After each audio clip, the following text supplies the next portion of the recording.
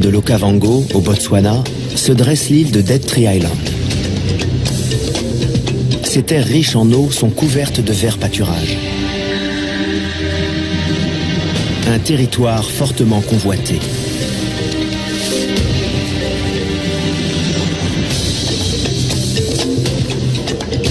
Dans l'ombre, rôde le félin le plus secret d'Afrique.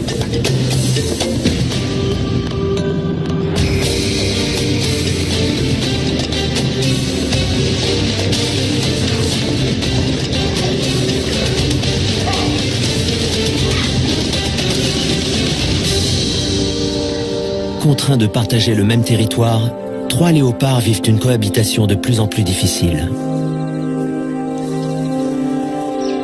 Liée au rythme des saisons, cette vie commune est source de tensions et de conflits et va déboucher sur un drame.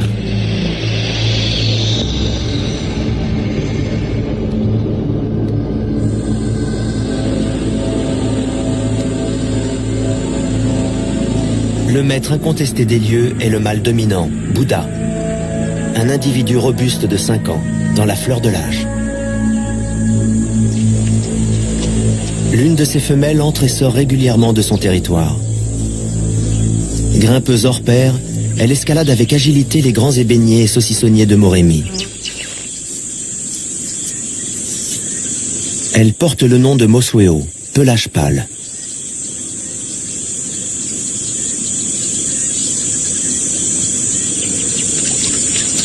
Tipa, leur fils de 3 ans, flirte avec le danger au sein du territoire de ses parents.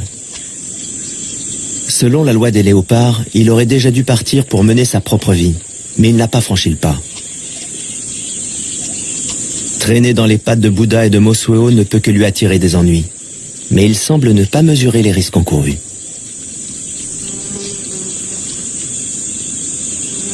Récemment, un événement est venu chambouler la vie de Mosweo. Elle vient tout juste de donner naissance à 2 petits. Et Tipa représente une menace potentielle.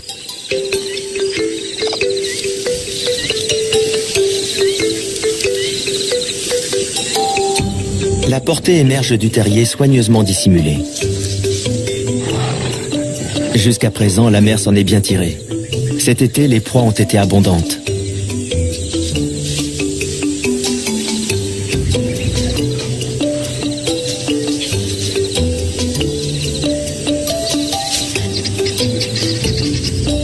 Le léopard est un animal solitaire, et Mosweo doit mobiliser tout son savoir-faire pour élever sa progéniture. Le taux de survie des petits léopards est inférieur à 50%. La plupart des jeunes meurent au cours de leur première année, alors que leur mère est partie chasser. À chaque nouvelle naissance, les femelles léopards sont confrontées à cette dure réalité. Mosweo n'a pas d'autre choix que de laisser ses petits pour trouver de la nourriture.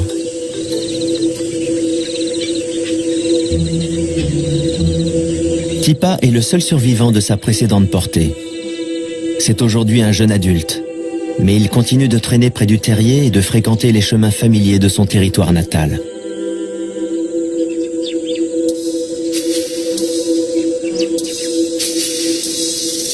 Jusqu'à ce jour, Mosweo a toléré sa présence sur son domaine. Mais l'heure est venue pour lui de partir.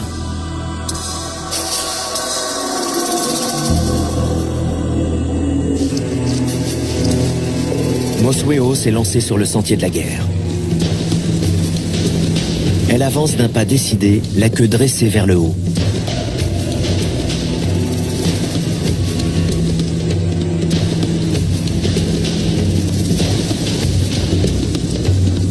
Il est temps de rompre définitivement les liens qui les unissent.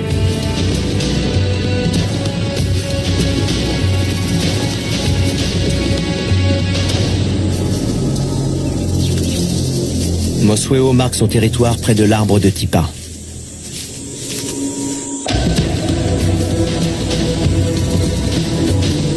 Elle affiche ouvertement son hostilité à l'égard de son fils. Leur relation a dégénéré en conflit ouvert.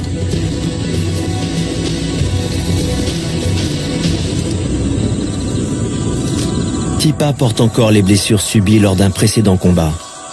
Bien qu'il dépasse sa mère en taille, il reste relativement docile. Il finit par s'éloigner à contre-cœur, mais il continue imprudemment à rôder aux abords du territoire de sa mère.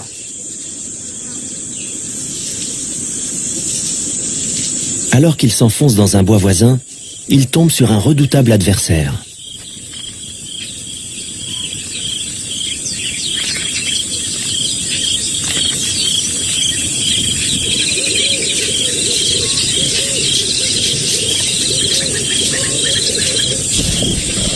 L'odeur des félins l'avertit du danger. Il doit se montrer prudent.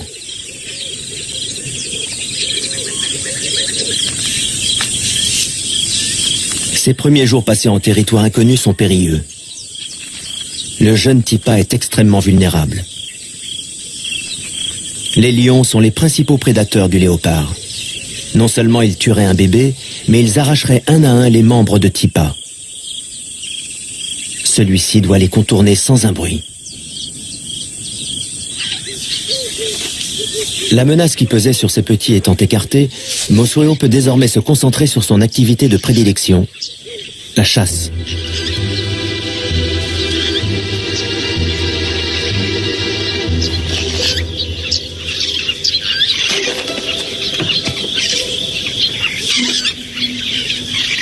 Mosweo est une excellente grimpeuse. Elle aime se poster à 7 ou 8 mètres au-dessus du sol.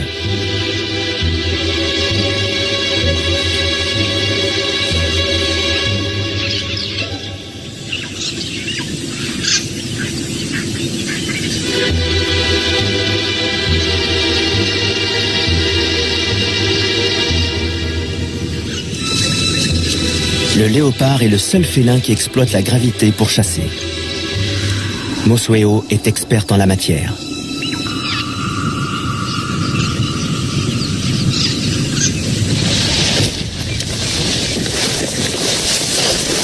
Cette technique est rapide, discrète et efficace.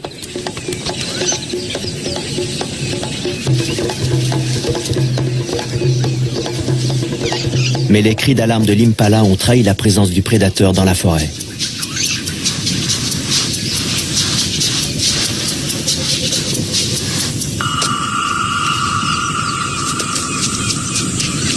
Les hyènes ont entendu des bruits de lutte.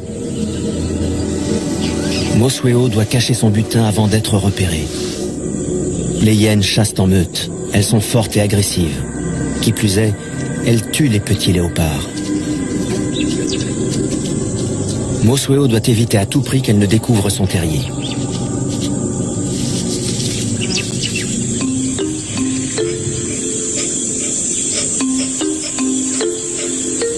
Elle prend le risque d'aller chercher ses petits et de les conduire jusqu'à la proie, en empruntant les chemins secrets qu'elle connaît si bien. Elle ne peut mettre la carcasse à l'abri dans un arbre, car ses bébés ne savent pas encore grimper.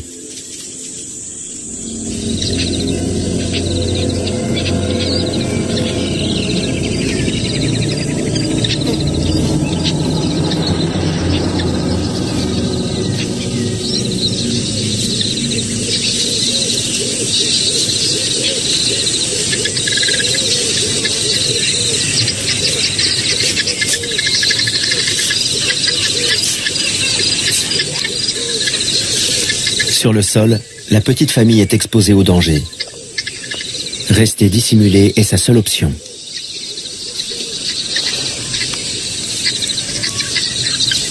Ici, le léopard est dans son élément. Camouflés dans les broussailles, les petits peuvent manger un moment sans être dérangés.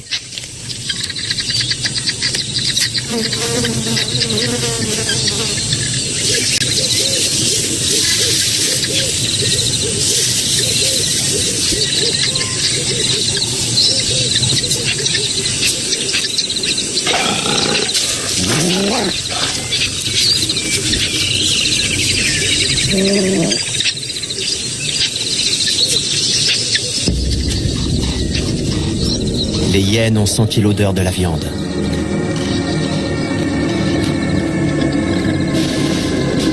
Elles se rapprochent de leur proie. Mosueo doit agir rapidement et résolument.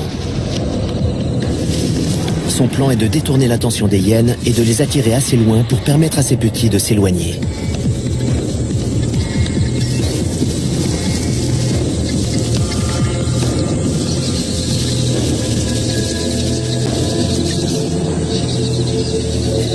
Les léopards oscillent sans cesse entre sécurité et danger. Et si les individus solitaires parviennent à un équilibre parfait, les mères doivent parfois consentir à des sacrifices, comme de laisser les hyènes s'emparer de leur butin.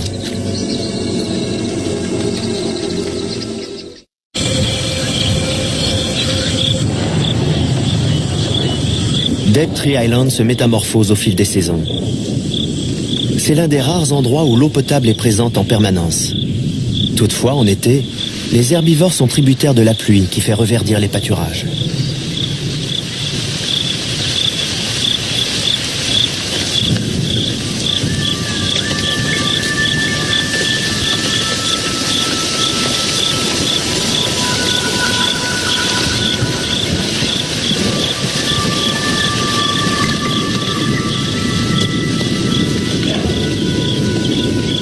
Les effets de ces précipitations se font sentir à travers tout le delta et au-delà.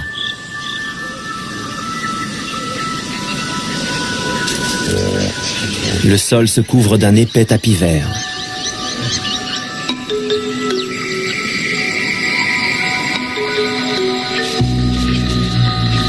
Les feuilles poussent, les bourgeons éclatent, l'herbe surgit.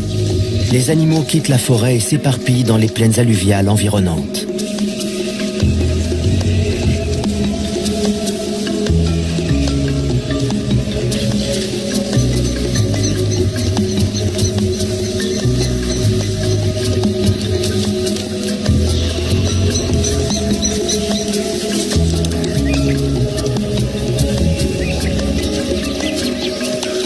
L'abondance d'eau et de nourriture amène la saison de mise bas chez l'impala, l'une des proies favorites du léopard.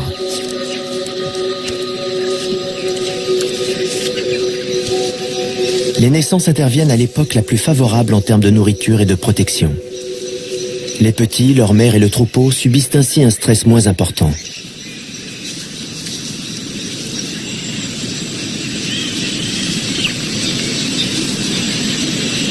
Toutefois, les nouveau-nés sont extrêmement vulnérables et confrontés à toute une série de menaces.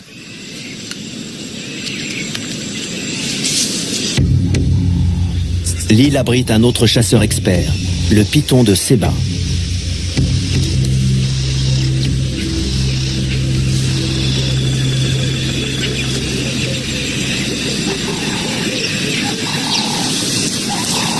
Les puissants anneaux enserrent le petit impala jusqu'à lui ôter le dernier souffle de vie. Puis le serpent gobe sa proie en ouvrant largement sa gueule grâce à l'articulation particulière de sa mâchoire.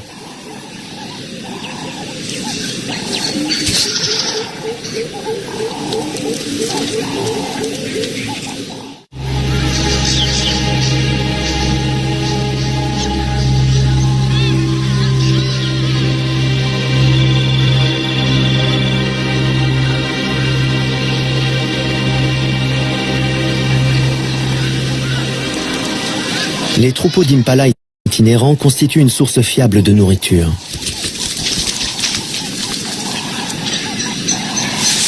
Au cours de la nuit, Mosueo a tué l'une des bêtes et a dissimulé la carcasse fraîche dans un fourré.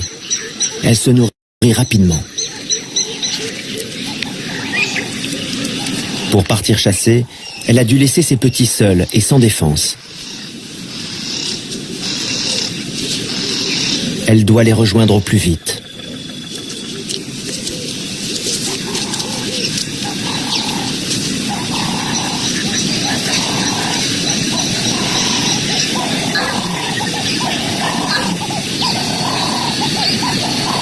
Alors qu'elle s'approche du terrier, Mosueo sent le danger.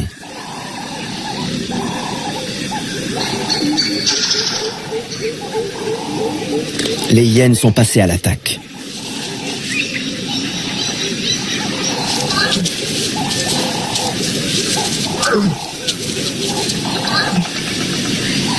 La mère émet des grognements sourds et brefs. uniquement destiné à ses petits.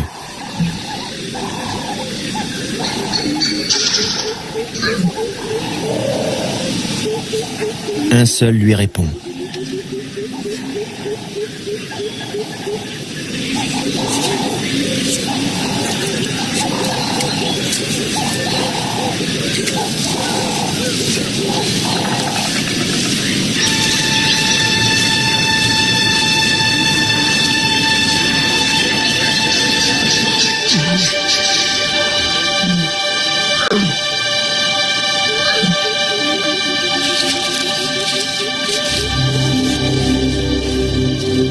Le cauchemar de toutes les mères s'abat sur Mosweo.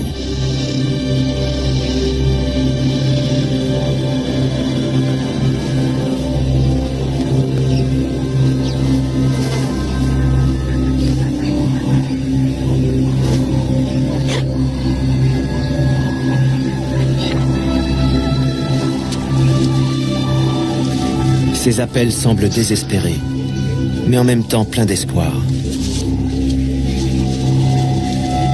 Son autre petit, la chair de sa chair, lui a été enlevée en une seule nuit.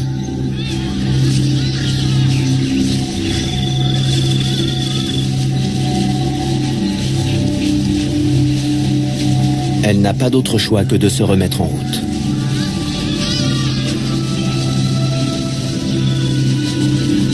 Dans la vie d'un léopard, on n'a guère le temps de pleurer les morts.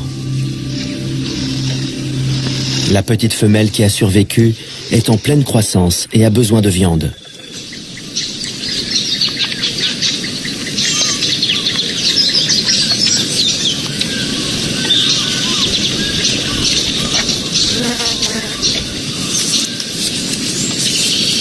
Son bien-être dépend de la connaissance approfondie qu'a sa mère de cette partie du delta.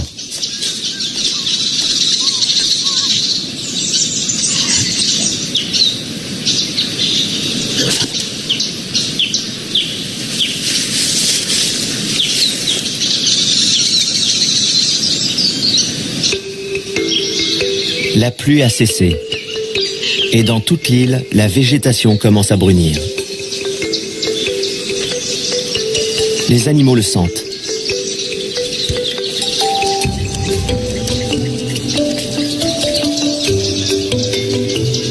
Les saisons déterminent les modèles de comportement. Chaque espèce réagit à sa manière.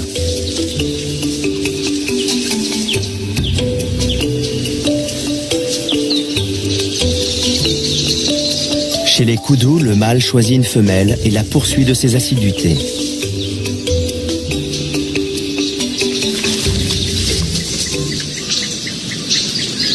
Tipa est embusqué dans les broussailles. Il s'est égaré et se retrouve sur son territoire d'origine.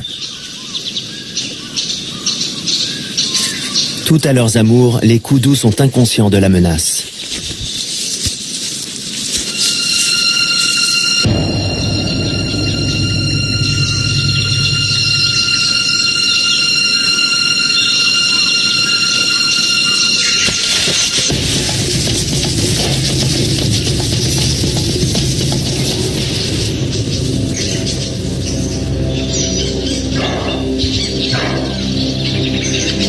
Le manque d'expérience de Tipa est flagrant.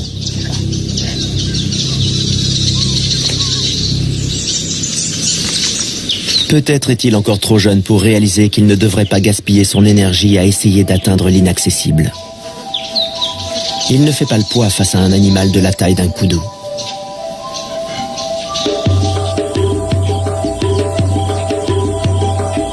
Les nuées de Kelea annoncent l'arrivée de l'hiver, la saison sèche.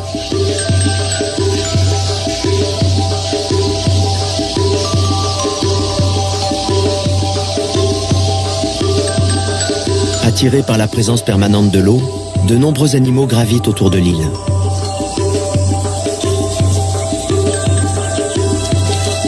Lors de cette saison plus rigoureuse, s'accomplit l'un des miracles de la nature. Le saucissonnier renaît à la vie. Cet arbre offre un précieux trésor pour l'hiver.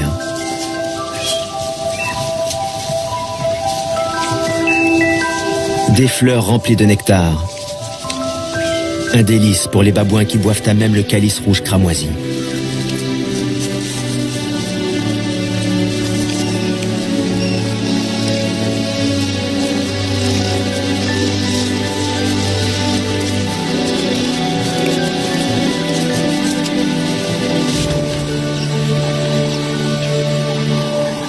Tipa doit être plus flexible dans sa stratégie de chasse. Il doit apprendre à anticiper les mouvements de ses proies. Les babouins mangent salement. Et bientôt, les impalas s'approchent pour se nourrir des fleurs qui tapissent le sol. Tipa observe en silence et attend.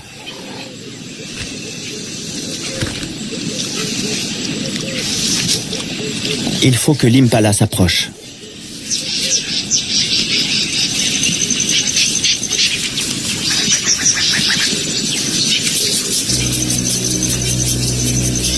Mais la troupe de babouins en maraude a pris possession de son arbre.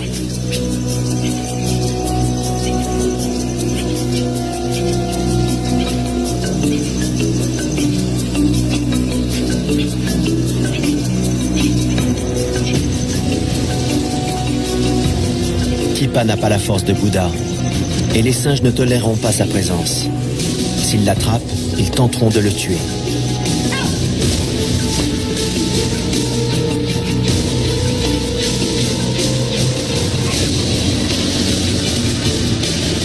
Il ne peut risquer un affrontement. Une blessure pourrait lui coûter cher.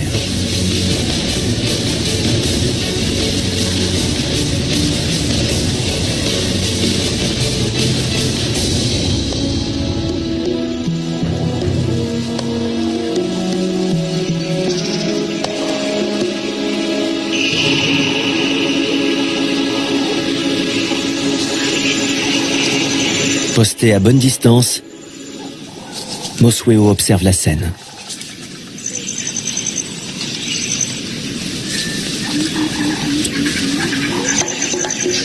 Soudain, son regard se porte sur la proie de Tipa. Silencieusement, elle se met en chasse.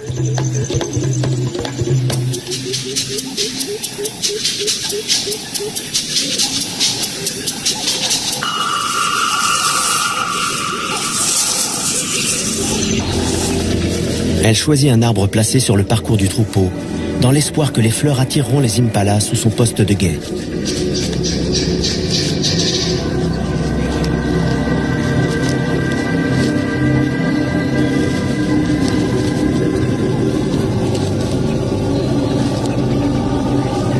Mosweo fait preuve d'une grande patience. Elle observe les mouvements des antilopes et identifie sa proie.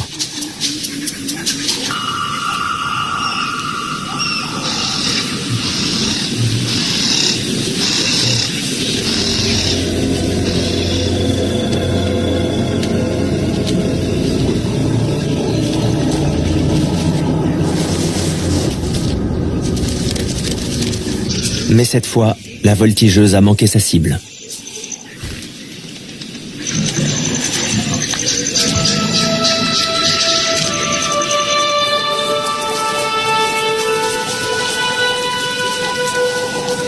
Elle est désormais démasquée, et les impalas la surveillent de près.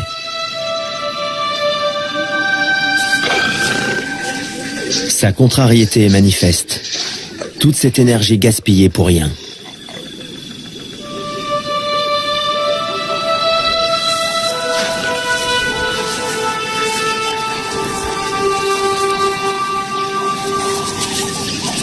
Mais elle doit poursuivre son chemin. Elle est à découvert et les babouins sont toujours dans le secteur. Pour aggraver les choses, les cris des impalas ont alerté les lions.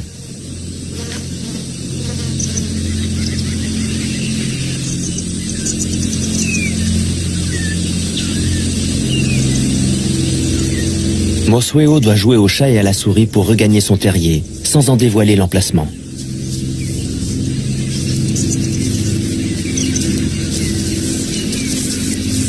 En rechignant à rester à distance du territoire de sa mère, Tipa provoque le chaos.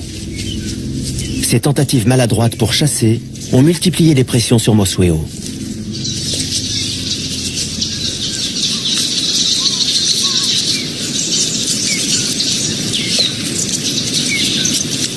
Elle est soulagée de retrouver son bébé sain et sauf.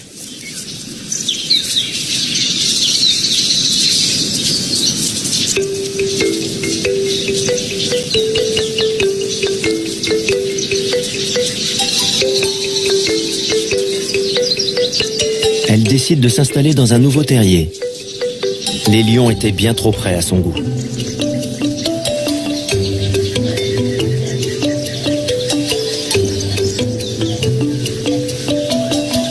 Désormais âgée de 5 mois, la petite femelle affirme son caractère.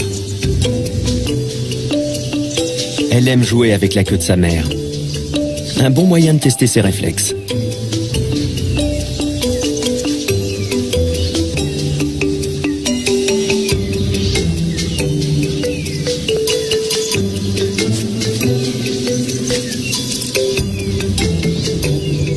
Dissimulée dans les herbes sèches, Mosueo se repose. Elle doit recouvrer ses forces avant de repartir chasser.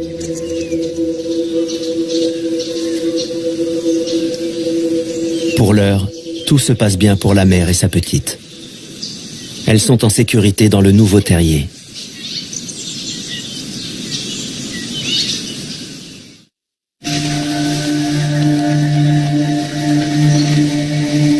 L'hiver pousse les éléphants à quitter le désert environnant pour gagner l'île.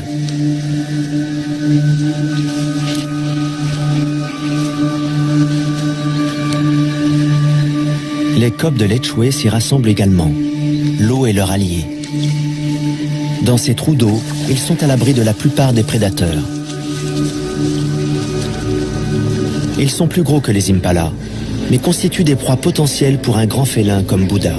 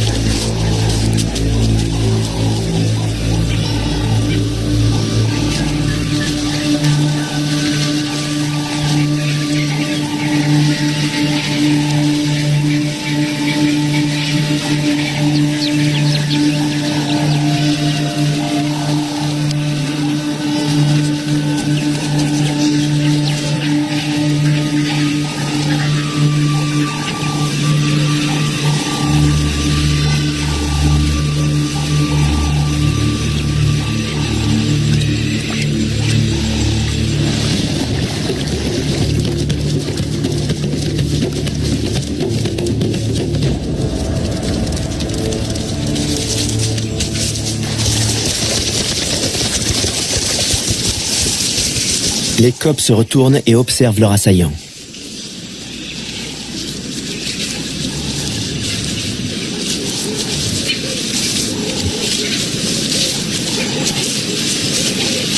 Ils identifient son odeur et la gravent dans leur mémoire pour pouvoir s'y référer par la suite, tout en s'assurant que Bouddha quitte bien le secteur.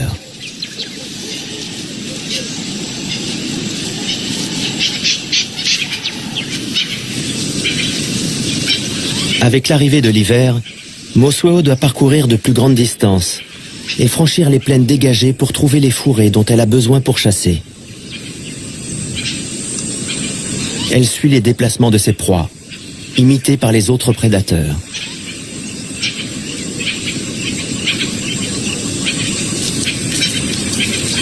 Pour un léopard, un changement de territoire est toujours risqué.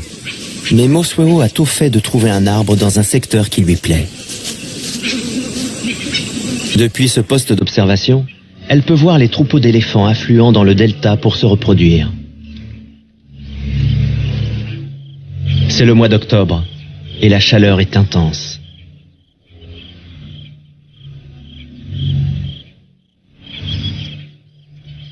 Les eaux pluviales qui avaient apporté la vie dans la région se sont presque évaporées.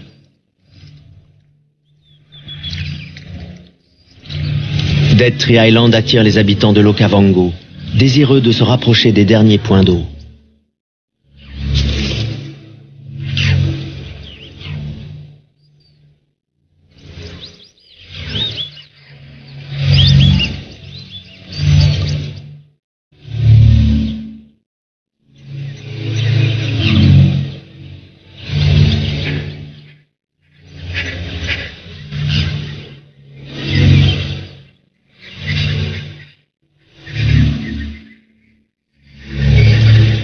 De ces réserves d'eau dépend à présent le sort d'une foule d'animaux.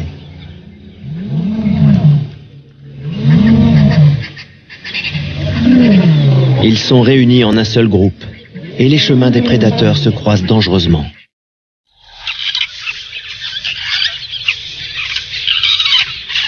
La petite de Mosueo est parvenue à un âge où elle commence à pousser plus loin ses explorations.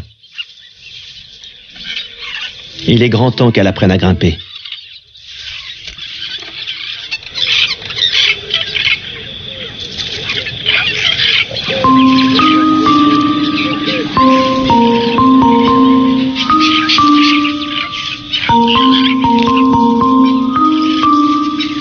Un peu mal assurée, elle tente d'atteindre des cratéropes fléchés.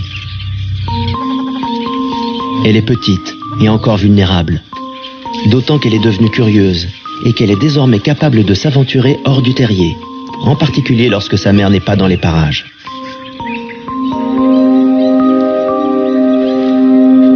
Mosueo est partie chasser très loin.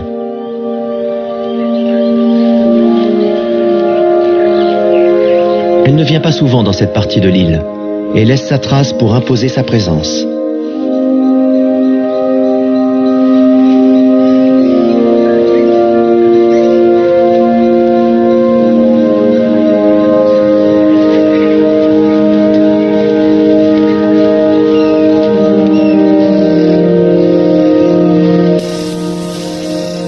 Elle s'avance dans une plaine ouverte où 2 chacals à flancs rayés furettent à la recherche de nourriture. En cette rude saison, Mosueo tire profit de toutes les occasions qui s'offrent à elle.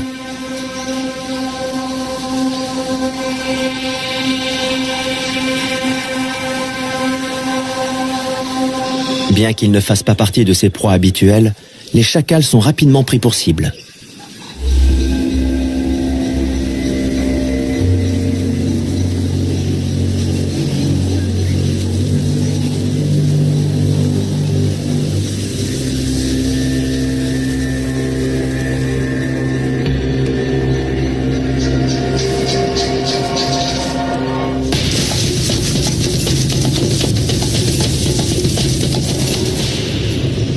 Mais ce sont des animaux malins et capables de pointes de vitesse impressionnantes.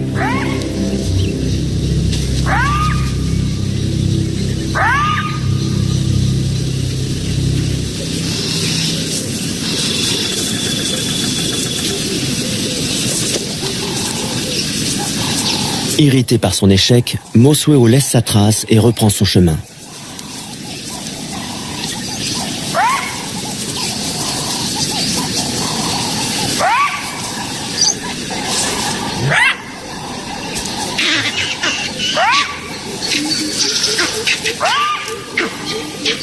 Aux aboiements des chacals font écho les cris des singes verts qui se font entendre dans le lointain.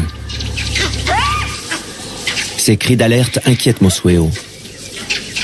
Ils proviennent de la zone où se trouve le terrier.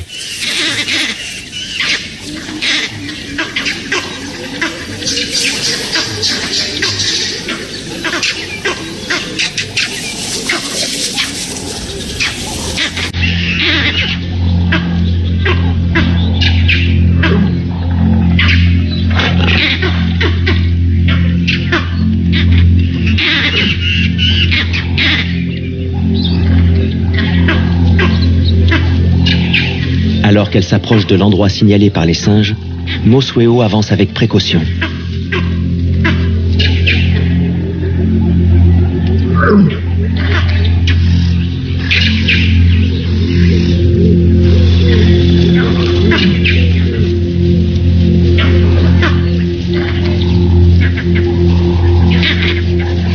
Elle se met à fouiller le secteur. C'est alors qu'elle découvre le drame.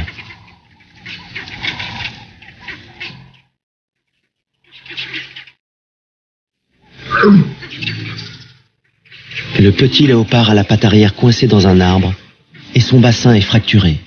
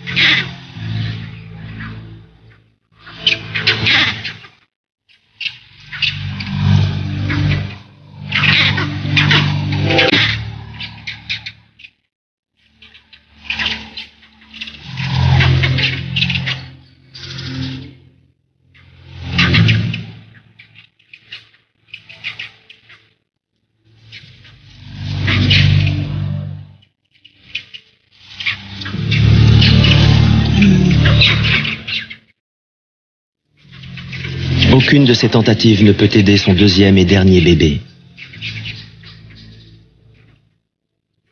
Ni ses coups de patte légers, ni ses encouragements affectueux. Peut-être une dernière invitation à chasser.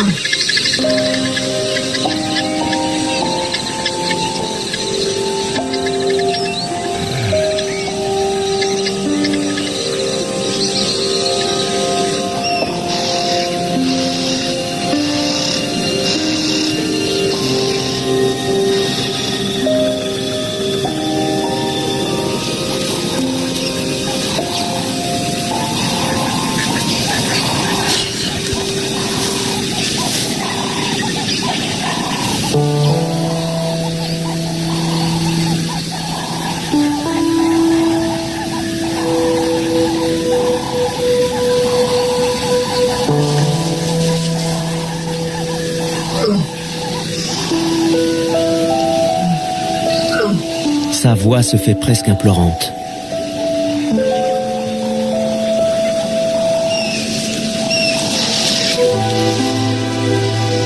Une dernière tentative, et la patte du bébé est dégagée.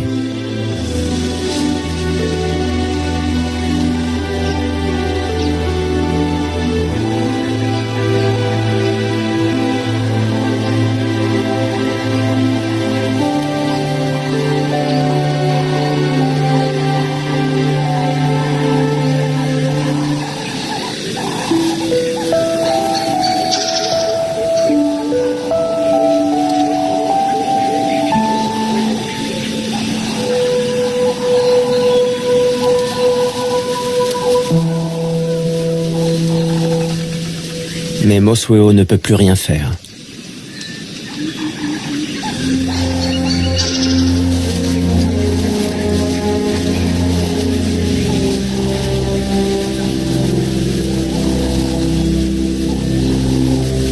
Mobilisant ses dernières forces, le petit léopard se traîne jusqu'à son dernier lieu de repos. Sa mère a déjà décidé de laisser cette scène traumatisante derrière elle.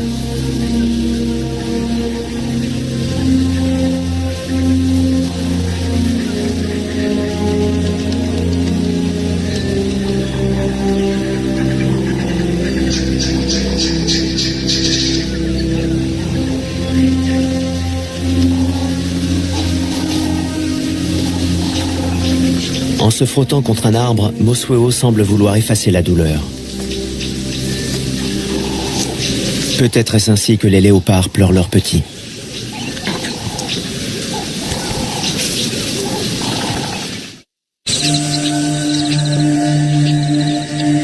La chaleur monte. La pluie ne va pas tarder. Bouddha parcourt des territoires inexplorés. Il a décelé une odeur intéressante. Un effluve qu'il ne peut s'empêcher de trouver irrésistible.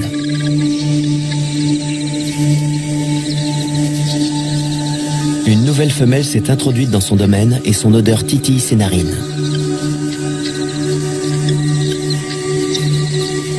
Plus grande et plus robuste que Mosweo, elle apporte la promesse de nouveaux gènes sur l'île.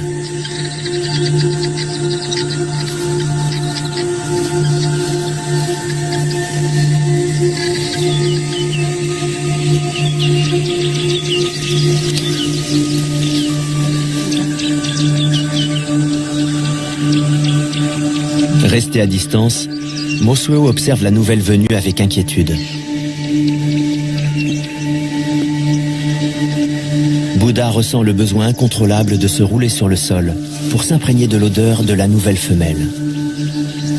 Car cette odeur si particulière est celle d'une femelle en chaleur.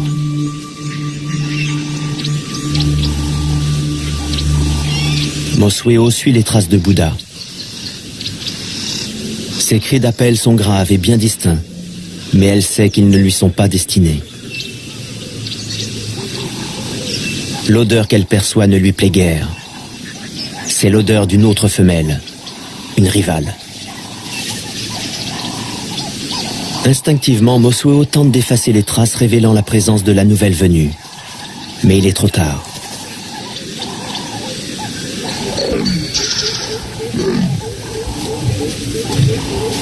À son tour, Bouddha émet un signal à l'attention de sa future partenaire.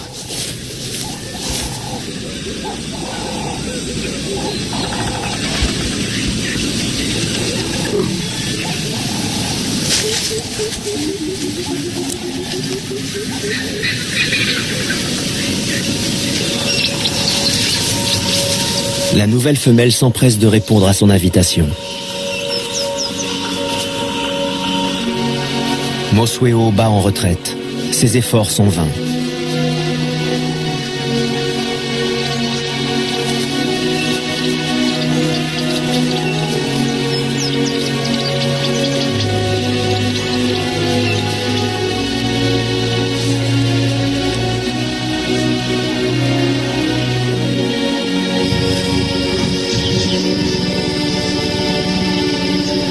Sa rivale a trouvé Bouddha. Elle entre en contact avec lui.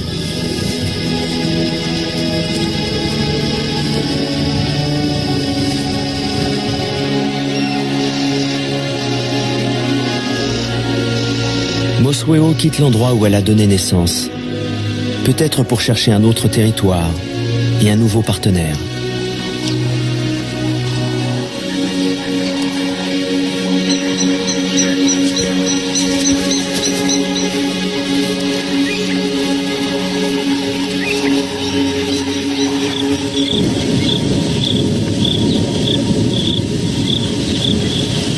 L'hiver et la sécheresse s'achèvent enfin.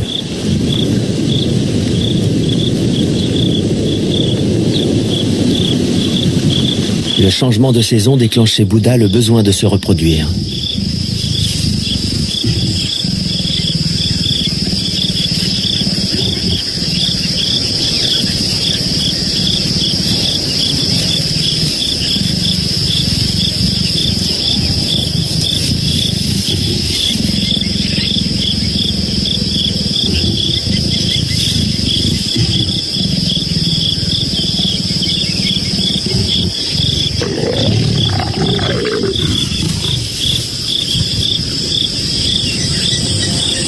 Une nouvelle ère débute pour les léopards de Dead Tree Island.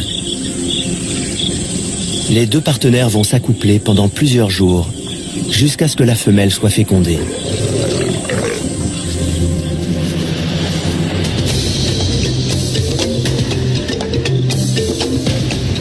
La tragédie a fait place à l'espoir, et la nature offre un visage plus accueillant. Bouddha est satisfait du travail accompli.